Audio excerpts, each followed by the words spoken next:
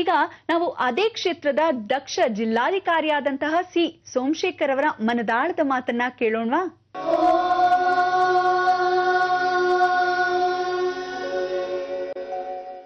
ಕರ್ನಾಟಕದಲ್ಲಿ ತುಮಕೂರು ಜಿಲ್ಲೆಗೆ ಒಂದು ವಿಶಿಷ್ಟವಾದ ಸ್ಥಾನ ಇದೆ.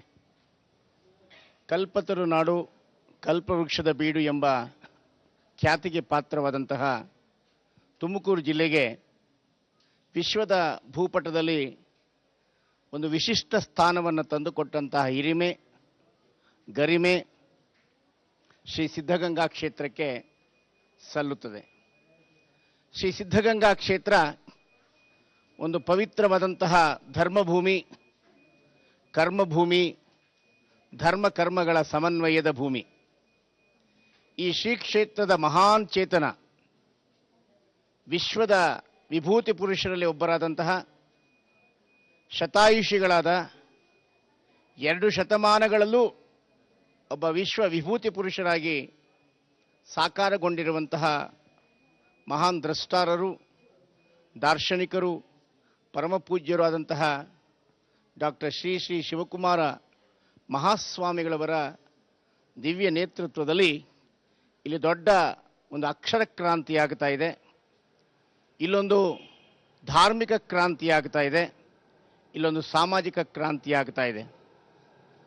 ಅಣ್ಣ ಬಸವಣ್ಣನವರ ಸಿದ್ಧಾಂತವನ್ನು ತಮ್ಮ ಉಸಿರು ಅಂತ ಭಾವಿಸಿ ಶರಣರ ವಿಚಾರಧಾರೆಗಳಾದಂತಹ ಕಾಯಕ, ದಾಸೋಹ, ದಯೆ, ಅನುಕಂಪ, ಮಾನವೀಯತೆ ಮುಂತಾದ ಉನ್ನತ ಮೌಲ್ಯಗಳನ್ನು ತಮ್ಮ ಬದುಕಿನಲ್ಲಿ ಅಳವಡಿಸಿಕೊಂಡು ಇಡೀ ಜಗತ್ತಿಗೆ ಒಬ್ಬ ಆದರ್ಶಪ್ರಾಯರಾದಂತಹ ಮಹಾನ್ ಸಾಧಕರಾಗಿದ್ದಾರೆ ಪರಮಪೂಜ್ಯರಾದ ಡಾಕ್ಟರ್ ಶ್ರೀ ಶ್ರೀ ಶಿವಕುಮಾರ ಮಹಾಸ್ವಾಮಿಗಳವರು. ಸದ್ದುಗದ್ದಲ ಇರದ ಸಾಧನೆ ಇಲ್ಲಿ ಗದ್ದುಗೆ ಏರಿದೆ ಅನ್ನುವ ಜಿ.ಎಸ್. ಶಿವರುದ್ರಪ್ಪನವರ ಮಾತಿಗೆ ಅನ್ವರ್ಥವಾಗುವಂತೆ ಸದ್ದುಗದ್ದಲ ಇಲ್ಲದ ಒಂದು ಮಹಾನ್ ಮೌನ ಕ್ರಾಂತಿ ಇಲ್ಲಿ ನಡೀತಾ ಇದೆ. ಸಿದ್ಧಗಂಗಾ ಶ್ರೀಗಳವರು ಏಪ್ರಿಲ್ 1ನೇ ತಾರೀಕಿಗೆ 103 ವರ್ಷಗಳನ್ನು ಕ್ರಮಿಸಿ 104ನೇ ವರ್ಷಕ್ಕೆ ಪಾದಾರ್ಪಣೆ ಮಾಡ್ತಾ ಇದ್ದಾರೆ. ಶತಾಯುಷಿಗಳಾದಂತಹ ಸಿದ್ಧಗಂಗಾ ಶ್ರೀಗಳವರಲ್ಲಿ ನಾವು ಜೀವನೋತ್ಸಾಹವನ್ನು ಕಾಣ್ತೇವೆ, ಜೀವನೋಲ್ಲಾಸವನ್ನು ಕಾಣ್ತೇವೆ. ಸಮಕಾಲೀನ ಸಮಾಜದ ಸಮಸ್ಯೆಗಳ ಬಗ್ಗೆ ಸ್ಪಂದಿಸುವಂತಹ ಒಂದು ಸಂವೇದನಾಶೀಲವಾದ ಚಿಕಿತ್ಸಕ ಮನಸ್ಸನ್ನು ಕಾಣ್ತೇವೆ. ಬಹುಶಃ ಇಷ್ಟು ವೃದ್ಧಾಪ್ಯದಲ್ಲೂ ಸಹ ಜೀವನೋತ್ಸಾಹವನ್ನು ಹೊಂದಿರತಕ್ಕಂಥದ್ದು ಬಹಳ ವಿರಳ, ಬಹಳ ಅಪರೂಪ.